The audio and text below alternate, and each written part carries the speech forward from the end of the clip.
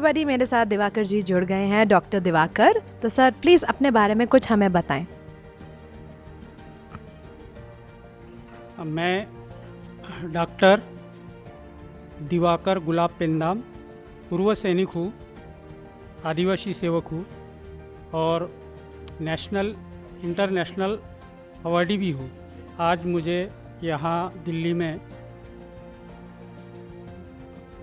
Indian glory award के लिए बुलाया गया और मुझे सम्मानित किया गया। मैं उनका बहुत अभिनंदन करता हूँ, उनको धन्यवाद देता हूँ।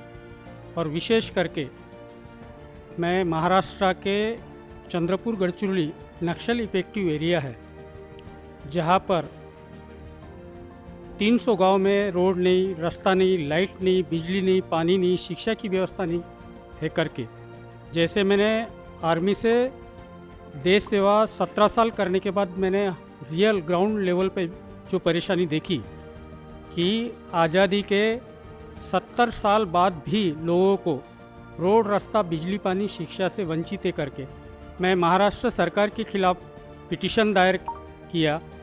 लेकिन यंत्रणा कागजों में जो धांधली की थी वो सामने उजागर करने के कारण 5 साल बाद लोगों को राइट्स और हक और अधिकार देने के लिए जजमेंट हुआ और हजारों कोटि का विशेष पैकेज देना पड़ा। इतना ही नहीं, नक्सल इफेक्टिव एरिया में आशिया खंड का सबसे बड़ा लोह खनिज कारखाना मंजूरी के लिए 4.5 महीना अनशन करके रोजगार दिलाने का कार्य किया। इतना ही नहीं, इसके पहले भी आज जो आप देख रहे हैं कि नक्सलवाद के ऊपर भी मैंने युद्ध विराम और शांति बहाली के लिए पहल किया। और मैं ये बोला कि जब तक रियल जो ग्राउंड लेवल पे काम करने वाले लोग अगर सरकार को अगर साथ देते हैं तो ही ये समस्या हल हो सकती है। इस वजह से आज तक भी ठीक से नहीं हो पाया, लेकिन हम प्रयास हमेशा करते हैं। और वहाँ जो आशिया खंड का सबसे बड़ा जो लोह खनिज कारखाना था वो मंजूरी के लिए 72 गाड़ियाँ जलाई गई, डीएफओ, रेंजर और बड़े बड़े उद्योगपति को काटा गया, मारा गया। लेकिन उन्हीं नक्सलाइट के साथ में 40 गांव के साथ बैठकर वहाँ लोगों को रोजगार देने के लिए मैंने उनको अपील किया, बातचीत किया, चर्चा किया। ये इतना गंभीर विषय है और आपके ये माध्यम से नेशनल और इंटरनेशनल पे बात जा रही है, बात को छुपाया जा रहा है।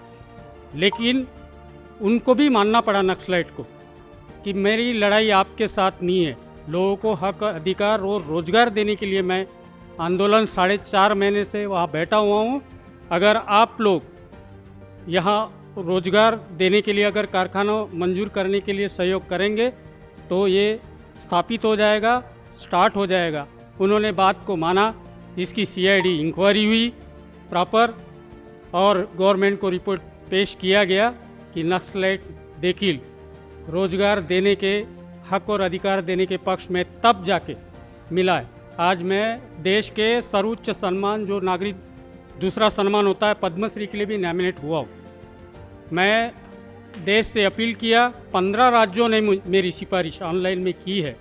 खुद नितिन गडकरी साहब ने भी किया है, अर्जुन मुंडा जी ने किया है, एवं नरेंद्र मोदी साहब को भी मैंने अपील कर दिया कि हम रियल काम है, ऐसी ऐसी बात है, मेरा प्रस्ताव दिया। उन्होंने भी ऑनलाइन में सिफारिश किया और ये सारी बातें हमने ऑनलाइन में बताई है। तो जात और धर्म के नाम पर, मैं तो देश का फौजी हूँ, नहीं, फिर भी न्याय देने के लिए, ताकि हम और अच्छा काम कर सके, लोगों को न्याय, हक, अधिकार दिला सके, इतना ही मैं बोलना चाहूँगा। और आज मुझे ग्लोबल लीडरशिप अवार्ड और इंडिया ग्लोरी अवार्ड के लिए यहाँ सम्मानित किया गया। मैं इस टीम का धन्यवाद करता हूँ। जय हिंद, जय Bharat. Thank you so much sir, बहुत बहुत शुक्रिया।